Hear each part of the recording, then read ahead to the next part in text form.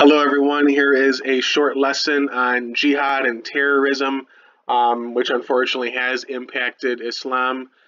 These are all my notes laid out here for you. I really have nothing to type or add to them, but I think it's important to confront this topic head on. First and foremost, realize that the percentage of quote Muslims who have totally degraded Islam with their own extremist, terrorist, radicalized ideology is similar to the percentage of those who have corrupted Christianity with their own radicalized version as well. In other words, the vast majority of Christians would reject, quote unquote, their own terrorist groups. Think of the KKK.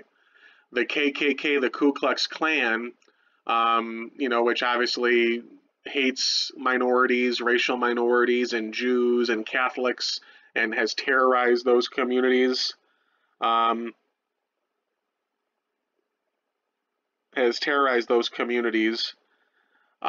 obviously rejected by Christians worldwide, the vast majority of Christians. The same goes for Sunni and Shiite Muslims who reject those groups, quote unquote, within their own Islamic religion, who have embraced terrorism and violence, extremism as well. So in fact, the number one majority victim of Islamic terrorism is Muslims. It's not Jews, it's not Christians, it's not atheists, it's not other religious minorities throughout the Middle East. By far, the number one victim of Islamic radical terrorism is Muslims, and it's not even close. If we break it down again between Sunni and Shiite, Sunnis are the majority, 85 to 90% throughout the world, with dominance in these countries, including Southeast Asia, the Arab world, and Africa. Terrorist groups, ISIS does claim to be a Sunni organization, which was a spinoff of Al Qaeda. The Taliban, out of protection out of Afghanistan and Pakistan, Boko Haram out of Nigeria, Al Shabaab out of Somalia, Hamas and the Gaza Strip are all examples of terrorist groups which claim to be Sunni Muslim. They do probably, some of these have some Saudi financial backing of some shadowy Saudi groups. But the Shiite comparisons, they're the minority, 10 to 15% at most. Iran and Iraq would be two large examples, and then others would be smaller countries like Jordan, Lebanon, Bahrain, Azerbaijan, Syria, Yemen. Iran is probably giving large sponsorship monetarily to these terrorist groups. They are the largest state sponsor of global terrorism itself. But you have Hezbollah, which basically from Syria infiltrates Lebanon and from Lebanon attacks Israel. The Houthi rebels, which are definitely Iranian-backed, have totally destabilized Yemen, a country to the south of Saudi Arabia, hoping to destabilize Saudi Arabia as well. They're all Iranian-backed. A lot of this terrorism does have philosophical underpinnings from Salafism, Baathism, and Wahhabism. Salafism basically goes back to Egypt, which is trying to counter and eradicate European imperialism throughout the Middle East. Sunni, for sure. Baathism is out of Iraq and Syria, which is a political party, which is still in Iraq today, which wanted to spread socialism, which is more of an Arab nationalist political group with more of a Shiite flair to it. Wahhabism definitely is more Sunni for sure. It rejects all of Shiite Islam.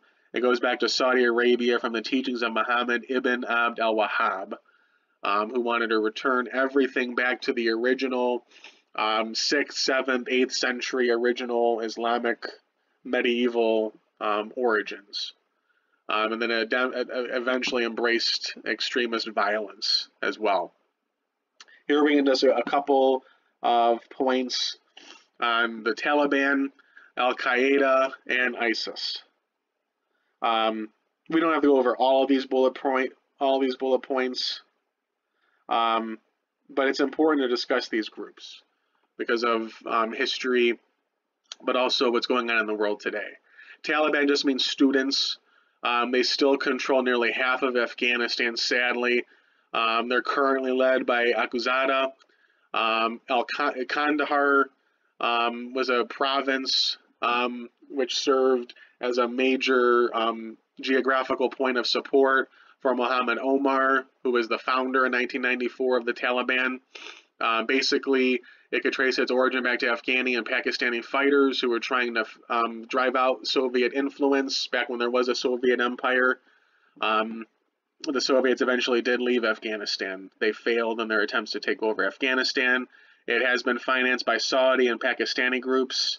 The Taliban did provide safe haven to Al-Qaeda, including Osama bin Laden's training camps in Afghanistan.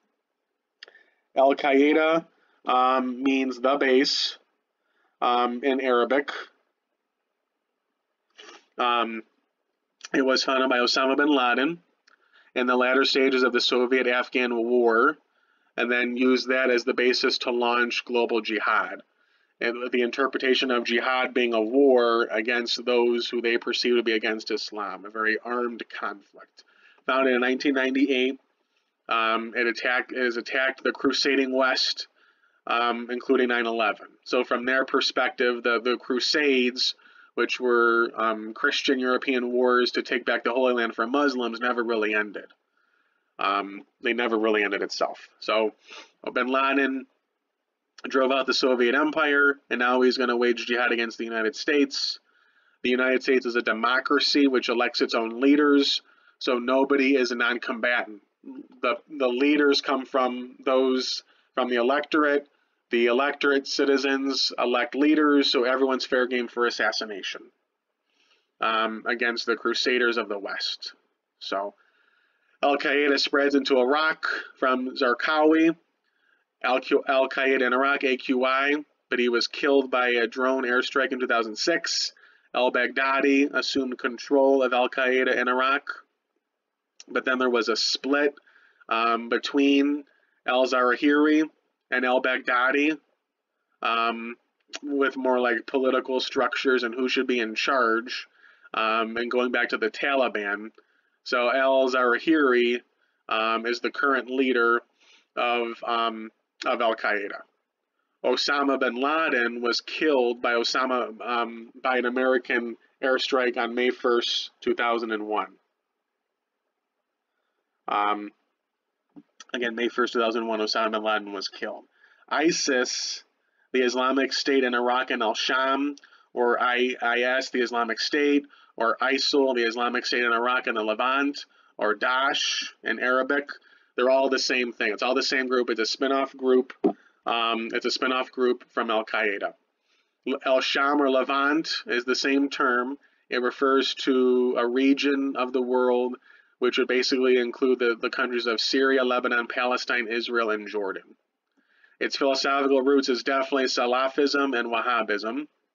So it definitely has that militaristic side to it, of course. It's trying to establish a kingdom, a caliphate, through its own militant organization in Syria and Iraq, wants to become its own country. A lot of its members are former Ba'athist followers, political followers of Saddam Hussein, and former members of Al-Qaeda. It goes back to not granting power to Iraqis themselves when the U.S. intervened in Iraq under President George W. Bush, starting in March 2003.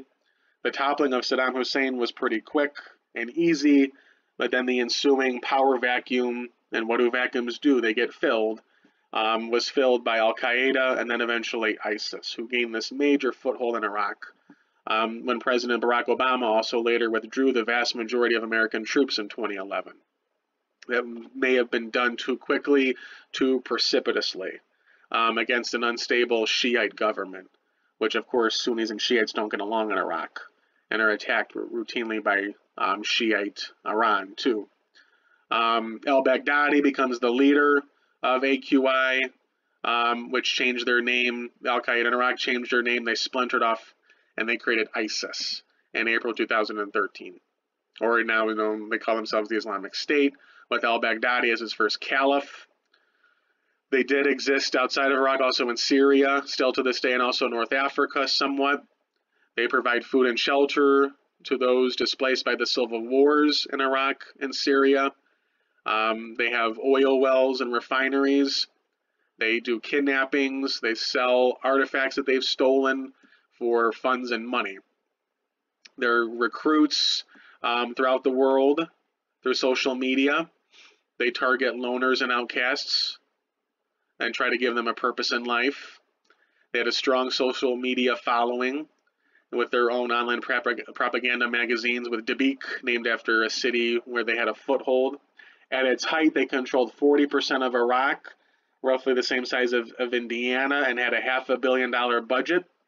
But under President Trump, by mid-2017, they've been reduced to less than 1% of that size control.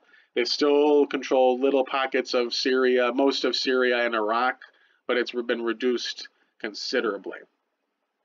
The Muslim response to terrorism has been one of rejection by the vast majority of Muslims worldwide. Here are some examples. With letters signed by 70,000 different Muslim scholars throughout South Asia, Hakika, which means the truth, its own another magazine to combat Dabiq, the social media magazine by ISIS. The Amman message, Amman is the capital of Jordan. It was signed in 1994, rejecting terrorism by 500 Muslim scholars under the leadership of the crown prince of the king of Jordan at that time in 1994. He saw this coming. Al-Azhar University is the oldest college and probably in existence. Most scholars think it is. It's in Egypt. It's in Cairo. So Al-Azhar University, now they have online classes. They fully reject terrorism in many statements that they've provided. Facebook had a group, Letter to Baghdadi, so Muslims could just post things in that Facebook group rejecting terrorism, showing what their faith is really about. And here are some other groups of Muslims which give the majority, huge majority response against terrorism. Here are some awesome websites that I would recommend where you can do scholarly research and gain more knowledge about Islam itself. All right, everyone, have a great day.